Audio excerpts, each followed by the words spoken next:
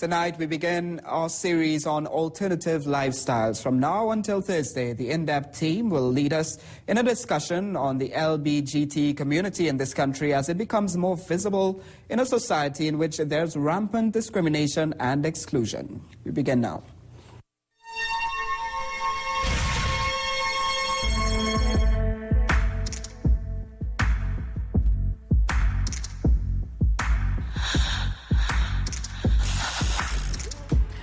What do you think about when you hear the words gay, lesbian, transgender or bisexual? Do you think about people just trying to be themselves, or do you think about a group that represents everything that is wrong with our society? Over the next 4 nights, we'll be discussing the issue of alternative lifestyles, focusing on homosexuality from legal, lifestyle, social and religious perspectives. It's hard to estimate the number of lesbian, gay, bisexual and transgender people that exist in this country. That's because the majority of people who live these alternative lifestyles fear the stigma and discrimination associated with being gay. Kevin Darlington, better known as Saucy Pow, is one of the more visible faces of the GLBT movement. He's recalling the amount of time that it took for someone to call an ambulance as he lay on the ground following a stabbing attack last year. Nobody can come and save me, you know. They call the ambulance about 4 o'clock, they call the ambulance. And that was in the morning. And I was going to bed that night and nobody can come and save me. Kevin doesn't hide the fact that he's a transgender man. And as a result, he's been the brunt of a range of discriminatory acts, from derisive laughter to violence. They're driving, they're watching me cut eye, like they want to shoot me on this and that, right? And I just say, like, Saucy, that kill yourself. Saucy's experience is an extreme example of the prejudices that exist in our society. There's one particular party that people leave the world, the Caribbean, and come to in Trinidad. And for some reason, every year, the police will find themselves there at 11:30 and would run all the gay people out. Because you don't know who they are, because you don't want to take time to get to find out about their life. But should homosexuals have the same rights as everyone else? I don't believe in it, but I think that they have the normal rights of a human to work in a safe place, in a safe environment and stuff like that. I know that father. I would like to see one of my sons the funny type. Equal rights as a human being, yes, but practice what they do, no. Because God condemned it. God made man for man, not man for woman, not man for man. For those who are pushing the boundary, like Colin Robinson, the fight is for legislation that recognizes that alternative sexual orientation is grounds for state protection. I'm not abusing anybody. I'm not having sex with a minor. I'm not having sex in public. Why does the state need to get involved? But we still have these laws on our books. The Sexual Offences Act makes buggery illegal. The Immigration Act lists homosexuals among the classes of people not allowed to enter this country. And the Equal Opportunities Act does not protect citizens from discrimination on the basis of sexual orientation. So we shouldn't have laws that say you can and can't have sex with people in private. But the type of discrimination that exists within families, the social pressure put on gay men and women to conform, can be equally, if not more damaging than the lack of legislative protection. Parents who are probably watching this need to understand that your sons, your daughters probably are in the same boat as I am. They probably do think that they're gay. And if you live in home, or you depend on your family for lots of things, and for emotional support too. Particularly we hear stories, particularly from Indo-Trinbagonians, about the serious pressures of a family and why that makes it much harder for them to be visible or to be true to themselves. For many people, the lines between discrimination and tolerance are blurred. And some believe that if they don't overtly condemn homosexuality and other alternative lifestyles, that means they condone them. If we don't educate ourselves about something, we become ignorant and violent towards it. Tomorrow night, more from Saucy Pow. The former gay prostitute shares about what he learned while working the streets. Number 1 is police. Number 2 is Post God. Number 3 is gangsters. And when you say make fares and you're given this list, you mean these are the list of customers, the top 3 customers that you have? Tonight, part 2 of our series on alternative lifestyles. We tackle the misconceptions about gay and lesbian people. Golden Lee Bruce has more. I always say, I always don't like myself inside. I only like myself outside. Right? And I always say, this is not me. Saucy wants people to know there's much more to him than his vivacious, effeminate persona. He says if people knew about the years of abuse he suffered at the hands of his guardians, perceptions are bound to change. He claims to have been anally raped over 8 years while living in a local orphanage. That's just the beginning of years of sexual, physical and emotional abuse Kevin says he's endured.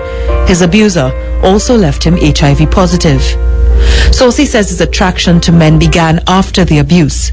But for many gay and lesbian people, they disagree with the notion that traumatic childhood events or dysfunction have caused them to be homosexual. I just knew. It was just something inside of me was just saying that mainstream relationships don't fit who I am. I am attracted to men. He hopes to change many of the misconceptions that he says exist about members of the gay community, that they all walk the same way, dress the same way, or want the same thing. People assume that all gay people are promiscuous, that gay people would meet anybody, that a gay man is attracted to every guy that there is. Most of the homosexual people we spoke with were unhappy about the way they are viewed by members of the wider society. For example, the way that people think they can tell who's gay and who's not. I used to make fares, right? Number 1 is police. Number 2 is Post God. Number 3 is gangsters. And when you say make fares and you're given this list, you mean these are the list of customers, the top 3 customers that you have? This woman didn't know her husband of almost 10 years was having sex with men. He left her and their 3 children to live with his partner. I used to think it's something I'm not doing right. Probably I'm not sexy enough, not pretty enough, you know. I don't know how to make him feel more like a man.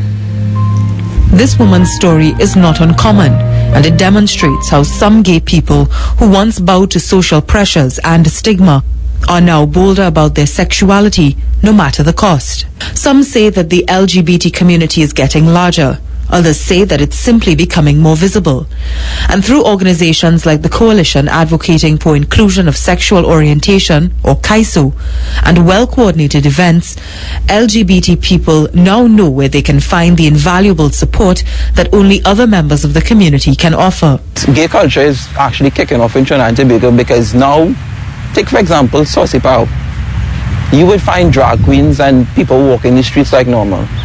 It seems that identifying as gay, lesbian, bisexual or transgendered in this country requires a complete shift in identity as well as in the way of thinking for those who've chosen to do so.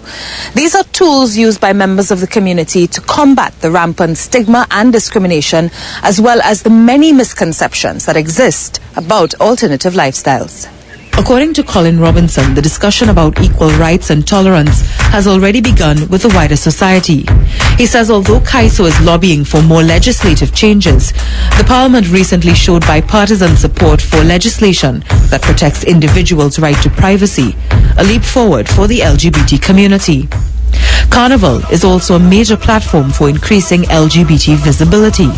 So we have this phenomenon at Carnival where gay space expands. And it's been very helpful to us over the years in being able to build the few freedoms and the social space that we do enjoy here. And so even though people don't see themselves as activists when they're coming home for Carnival, thank you. And while the LGBT movement is counting its victories, there is another army readying itself for battle if the need arises. In part 3 tomorrow, religious perspectives on homosexuality. If we have deformed children, he is somehow or the other sexually deformed.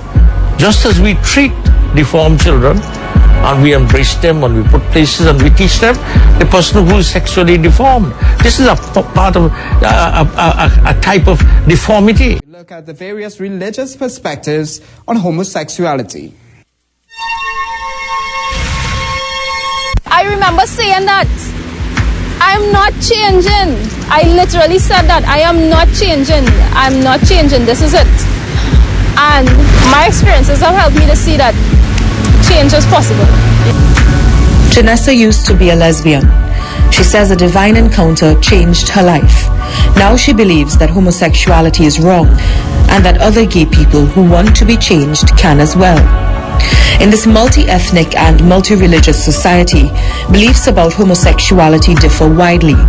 Janessa's religious beliefs were once a source of conflict in her life, a war waged between her feelings and what she had been taught about homosexuality. So it was something that religiously I fought with, but the feeling of itself, no, I slowly relinquished the feeling because it was not unreal, it was very real. The fundamental questions that people ask of religions include: are people born homosexual? Can they be converted to heterosexuality? And of course, is homosexuality wrong? For the most part, religious leaders agree that homosexuality is a disruption of the natural order, which is that sexual relationships are reserved for a man and a woman. It closes the door to procreation. It closes the door to the gift of life, because two same-sex persons cannot create a human being. Can't. I believe with all my heart, if they continue in that lifestyle, unconfessed, no confessing to the Lord for the sins to be forgiven, and they die in that state, I believe that they will definitely split hell wide open. Where the various religious bodies differ is on the question of whether a person is born gay and what type of life that person should live. Secretary General of the Sanatan Dharma Mahasabha, Satnarayan Maharaj, says homosexuals have always existed within Hinduism. Not because nature has somehow or the other passed him by as a male human being. Must we as human beings set him aside also? We must ignore him. He is part of the society. If we have deformed children, he is somehow or the other sexually deformed. The church believes that there are tendencies. We acknowledge that people will have tendencies towards being gay or lesbian, homosexual tendencies. So that itself is not a sin in the view of the Catholic Church. What becomes a sin is when one acts on those tendencies. But members of the Evangelical Christian Church differ radically in this regard. I do not believe that a homosexual is born a homosexual. I tell you why. If a homosexual is born a heterosexual, how could God then condemn them? If they were born that way, they had no choice. Homosexuality is a choice. Men, women, of their own volition, with their own will, decide to take that type of lifestyle. We also sought out the position of the Muslim community. In response to our request, Anjuman Sanat ul Jamaat, or ASHTA, issued a letter written by its first Vice President, Kamal Hossain.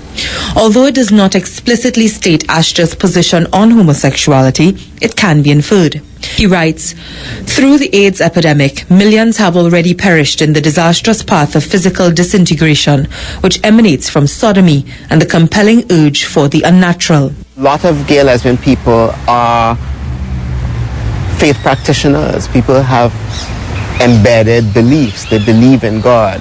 And one of the toughest things for them is to wrestle with this notion that I experienced this. This is who I am in a profound way, and I am doomed. And young people commit suicide. We've seen cases very recently in Trinidad and Tobago. Some faith practitioners have allegedly been hosting services specifically for members of the LGBT community. But while this may be so, many still continue to feel isolated from their faith because of their sexuality. Tomorrow night, in the final part of our series, we continue with our discussion about religion and the LGBT community. No, not as the same as adultery. Why it may be a rank higher is because it is directly against the plan of God for mankind, for family. Tonight we wrap up our series on homosexuality as the discussion continues on religious perspectives. Pastor Philip Lee is the founder of His Way Out Ministries, an international body whose mission is to guide homosexuals to heterosexuality. Last week he hosted a series of seminars for evangelical leaders in this country. I believe with all my heart that at the core of homosexuality, we're talking about a spiritual problem. And any spiritual problem requires a spiritual solution. Pastor Lee lived as a gay man for 17 years. He says his life is evidence that homosexuality can be overcome with counseling and faith intervention. The Catholic Church calls for a similar approach to dealing with homosexuality. But Catholic officials believe that a person will battle homosexual tendencies all their life. The only thing to do as a good Catholic is to lead a chaste life. It must be a struggle. In fact, our catechism says that it's a trial. The catechism recognizes that people with these tendencies will be, tried to the hilt. It seems to always boil down to this, a discussion about religion and moral values. But for those gay and lesbian people who don't sit in the pews at church or who have never walked through the door of a temple, what does it have to do with them? The laws that we live by in this country clearly reflect a moral order derived from religious beliefs. But in a multicultural society such as ours, should religion continue to impact the legislation, especially on the laws that concern homosexuality? Sodomy is illegal. The entry of homosexuals to this country is illegal. A same-sex couple cannot adopt a child, and gay marriage is illegal. We don't have laws that say you have to make puja. We don't have laws that say you have to wear hijab. We don't have laws that say you can't eat beef. Those are not in our law books. So we shouldn't have laws that say you can and can't have sex with people in private. There is some support from religious bodies in this country for legislation that protects against discrimination against homosexuals or anyone for that matter. But what they won't support is legislation that seeks to go beyond that. We are not going to remain quiet for this kind of legislation to be passed in our country again. We are going to rise up. It is not a matter of standing in the way of that. We will be standing up for what we believe is morality. You find a faith pressure around getting the state to enact specific religious doctrine. This is not a country, this is a country where we believe that religion is part of society, but we don't have a state religion. We don't pick one. Regardless of individual faith positions on homosexuality, there is consensus on the fact that homosexuals must first be recognized and treated as human beings for a productive and constructive national dialogue to begin. First off, I would like to challenge those people to see each person as a person. You can't castigate a crowd without knowing each of those people. Just as we want the right to step out of our house and know that we're safe, we want the right to eat, we want the right to an education, right? Gay people have a right to belong.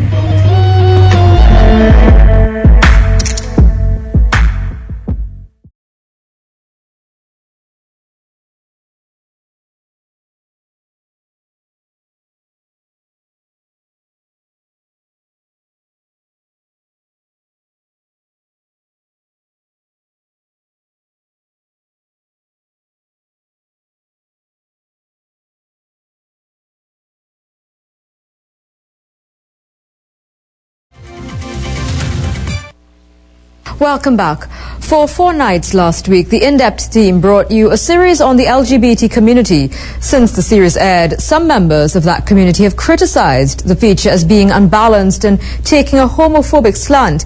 Well, tonight we've invited our critics and others from within the community to speak openly about the areas in which they believe we fell short and to address the issues that have weighed heavily on them.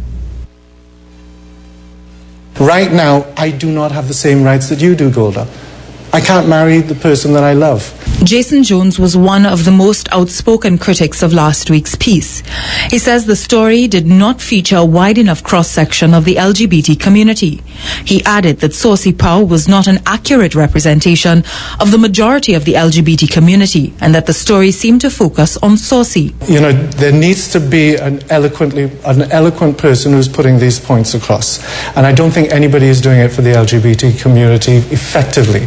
Most of the criticism seemed to center around the view that the diversity of the community as well as its struggles were downplayed or overshadowed by religious views.